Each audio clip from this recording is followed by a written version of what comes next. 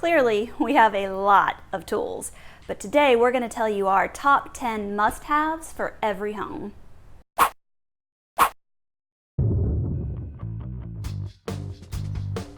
Hey, I'm Erin with the Mighty Fortress Academy.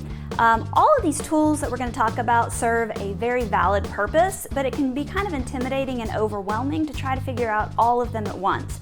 So if you're a beginner, today we're going to talk about the 10 that we use on the most regular basis. Number 10. Number 10 is a level. On the level, you don't really have to use anything that's too fancy, okay? So they've got these huge levels out there, mostly for carpenters and framers on housing. Really, for basic home maintenance, the only thing that you need is one that has the horizontal bubble, which is used to see if things are level. And then you also need one with the vertical bubble, which is used to see if things are plumb. A lot of them will also include a 45-degree angle bubble. So if you were trying to measure at 45 degrees, you would get the bubble right in the middle. Honestly, I don't know that we've ever needed that. So for basic home maintenance, you really only need to look for a level that has the two horizontal and verticals. Number 9. Our number 9 tool is a tongue and groove plier. The reason they call it tongue and groove is you can see there's a little groove right here, and you use those. You just twist it and adjust them to however big you need for the size of the project that you're working on. These are good for plumbing projects. As you can tell, they're kind of rough, so you're not going to want to do this for fine work that you need to be delicate with, but the longer handle gives you better leverage if you're trying to loosen something that's really gotten tight over the years. For your basic starter set, you're going to want to kind of go for a medium-sized one. They come in all different sizes, small to very large. But one that's about 12 to 15 inches long is probably a good starter. Number 8. So number 8 on our list is a socket set. This doesn't actually fit in the bag, and I know that these can be kind of intimidating because they come with like a bajillion pieces to them. So what you want to look for is you want to look for a set that has a nice little box that has both metric and standard or English measurements on it, and that you can kind of keep put together well, because when you need to find the right size, the boxes really help with that. Usually what we use these for is putting together things like furniture. They're useful for tightening or loosening, and they just really come in handy. Number 7. So number 7 on our list is a box knife. This is my preferred style. I like the simplicity of just having a button that you can raise and lower the blade with. The problem with this, or one of the cons with it, is that you have to basically disassemble this entire thing to replace the blade. And that can be kind of dangerous, but more it's just a pain in the neck. So a more popular style is this one with a foldable blade. The nice thing about it is that you just have a button that releases the blade, and it's a lot easier to change out. Also, a lot of people are used to foldable knives, and so they like it better. I still prefer my other knife better, so really that's just a matter of personal preference. So a lot of good uses for box knives if you are opening packages, or then when you are done with the package and you need to tear down a box like a moving box. It can really help you get the job done. Number 6. Number 6 on our list is a tape measure.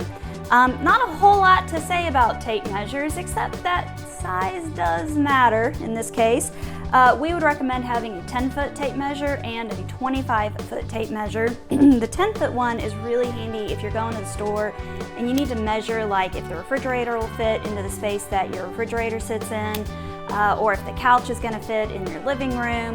10-foot's going to do the job, but a 25-foot is great if you need to actually measure rooms, like if you're measuring to replace the flooring or a window to replace the blinds or the curtains.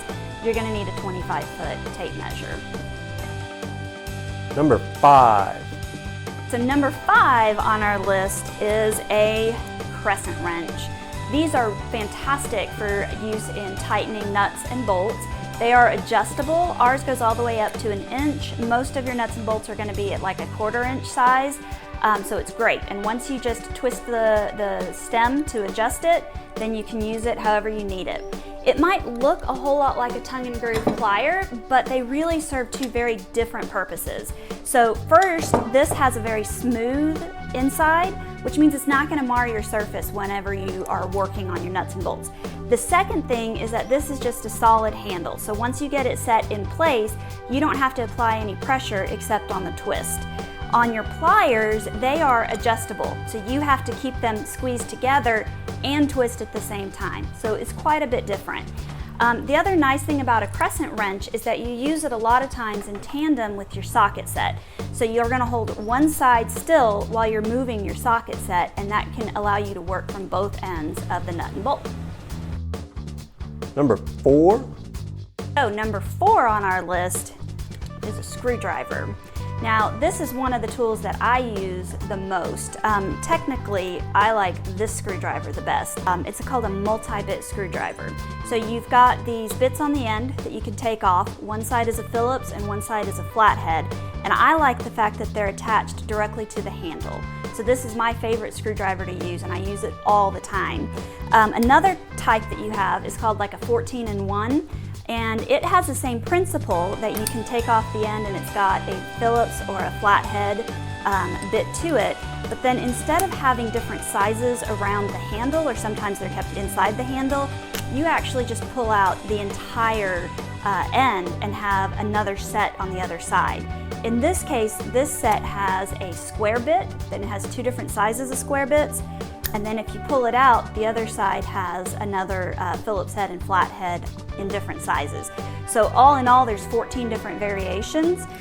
For me, having to flip this around gets confusing and I don't know where everything is, which is why I like it to be in the handle. Then I can see exactly which one I need and just put that bit in. But Gabe really prefers the 14-in-1. That fits him better, and he actually carries that around on all of his inspections and uses it on a regular basis. So whatever you look for on a screwdriver, it doesn't have to be fancy or expensive. Just kind of think through if you would like it to be better as different bits or if you want it all as one. But either way, you need a screwdriver. Number 3. Number 3, we're getting really close to our favorite tools, is the hammer. Again, there's not a lot to say about a hammer. Everybody knows how to use one. This end, you got it. But the important thing on hammers is they have an entire wall of hammers. If you go to the hardware store, you don't need anything fancy. You need something that is heavy enough to give you some power without being too heavy that it becomes tiresome to use. Most of what you're going to be hammering in are finishing nails and light things, so you really don't need a huge hammer. Just get one that does the job. Number 2. Number 2 on our list is the flashlight. Flashlights are incredible. Every home should have one. We use ours all of the time. It's one of our best tools, and you might say it's not really a tool, but it is, because it helps us see things significantly better in small spaces like under cabinets, in attics, wherever you need to see. Flashlights are incredibly variable though, and you need to think about what you need the best for what you need to use it for. Some things to consider are rechargeable batteries versus single-use batteries. For us, since we use flashlights so much, we love the rechargeable batteries. They work really well for us. The other thing that you need to think about is different types of beams, having an adjustable beam. You might think that 5 billion lumens is the way to go, but sometimes a lighter beam is actually better than a stronger beam. So again, just kind of think through the uses that you would have and what you would be most comfortable with. The final thing is the size. Again, it's going to depend on you. I have pretty small hands, so for me, a smaller, compact flashlight is perfect. But if you want something that's a little bit heavier or longer, then think about that. Regardless of all of these options and what you choose, this is a case in a flashlight where spending a little bit more money, you definitely get what you pay for. So you don't need to spend hundreds of dollars on a flashlight, but you probably don't want to get the dollar Cheapo Depot at the cash register either. So again, use a little bit of thought, do a little bit of research. 2 brands we love are Phoenix and Streamlight. There's a lot of great brands out there, but just really make sure you get something that you like. And number 1. And our number 1 tool that we always have on us, the Leatherman. The nice thing about this multi-use tool is that it's got pliers, it's got scissors, it's got different screwdrivers on it, and even a nail file. I can't tell you how often we have been out doing random things, not even home inspection or repair related, and Gabe has pulled out his Leatherman because he's needed it for some reason. These things are just amazing. He always has this on him. A couple of things to note is, like the flashlight, it really does make a difference how much you spend on it. So they have very cheap variations, and then they have very expensive ones. If you are not Bear Grylls, you probably don't need the very expensive one.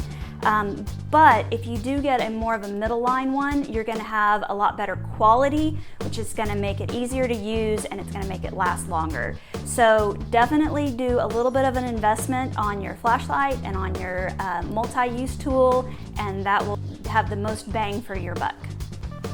So there you have it. That's our top 10 tools that every home should have. Obviously we have a lot more tools and we love using them, and we'll get into some of those later on in different videos. But you'd be hard pressed to do a whole lot of home maintenance without this set right here.